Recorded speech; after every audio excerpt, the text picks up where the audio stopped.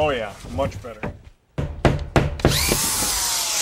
Now one thing that's very important when you're hanging drywall that we haven't talked about yet, and that is you want to hang the long sides of the sheets together whenever possible. And that's because the long side of the sheet has this little tapered edge. When you put those two together, it forms a recess that makes it very easy to apply your tape and joint compound in there, but still have it come out be very flat. Now the two ends are perfectly flat.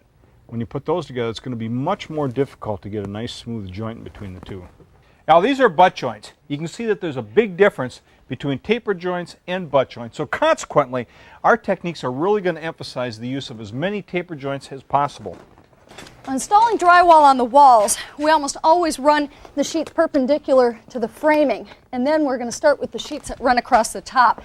But first I want to mark the locations of the studs on the floor and on the drywall on the ceiling so we know where to put our nails and screws. Okay. Once we've cut the first wall piece to length, we start some nails along the top about every 16 inches.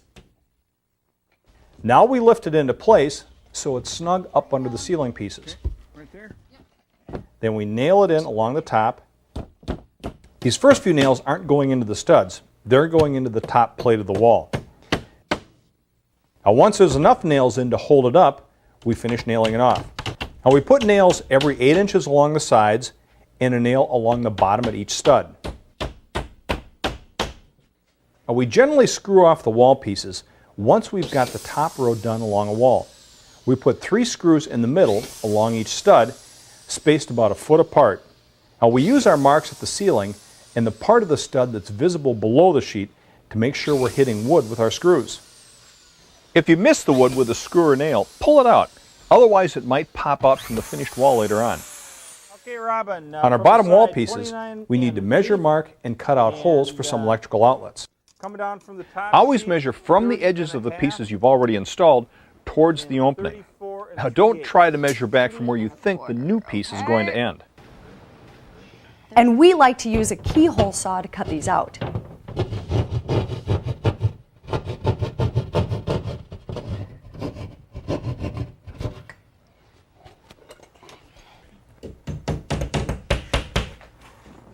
Now your standard 8-foot wall will usually be just a little bit taller than 2 widths of drywall. So you want to leave this gap along the bottom where it'll be covered up by baseboard. So we use these little drywall lifts that we stick underneath the sheet of drywall, and then we just step on it, and that brings it up tight to the bottom of the top piece there.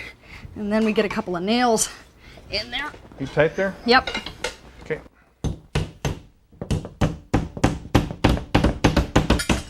Again, we nail into the studs every 8 inches along the sides and every 16 inches or so along the bottom into the bottom plate of the wall. If the electrical box has been installed properly, the front of the box will be flush with the surface of the drywall.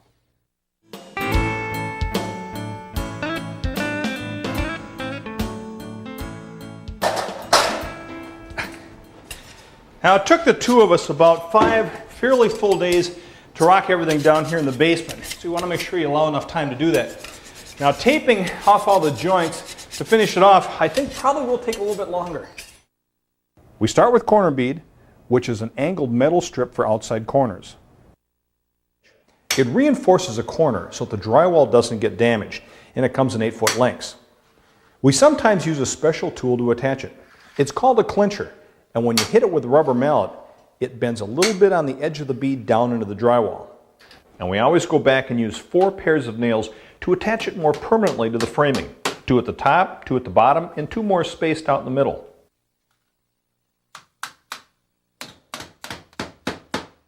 If you have soffits or ledges, you'll want to use corner bead to reinforce the horizontal edges of these too.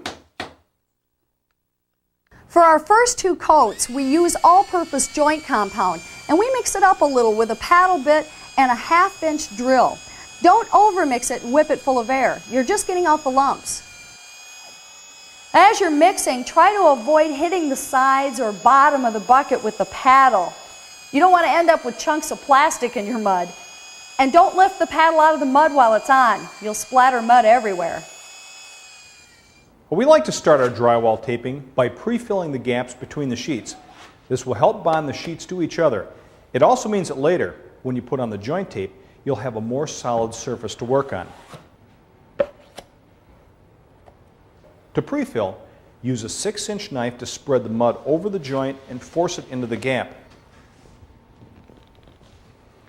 And scrape it off, even with the surface of the rock.